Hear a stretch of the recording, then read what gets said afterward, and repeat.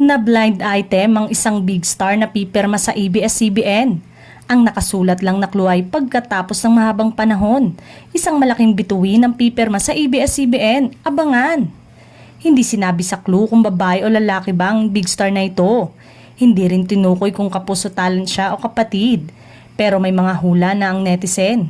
Ang hula nila ay kapuso talent ito. At matagal na rin nabablind item na aalis na sa GMA Network para lumipat sa ABS-CBN. May nagsabi namang aktor ang lilipat sa ABS-CBN. Kapuso actor siya kaya lang parang walang rason para siya'y lumipat dahil may kontrata pa siya sa GMA. Payo ng netizen sa mga nanguhula.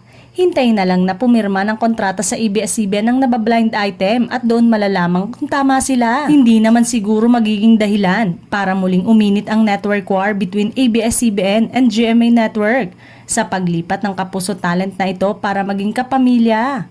Malakas kasi ngayon ang collaboration power ng dalawang network. Lalo na at magkukolab ang Star Cinema at GMA Pictures sa second movie ni Catherine Bernardo at Alden Richard, ang Hello Love Again. Ngayon pa lang ay excited na ang mga kapamilya fans kung sinong tinutukoy ng nasabing balita. May iba kasi na nanghula na at kumpirmasyon na lamang ang kanilang hinihintay.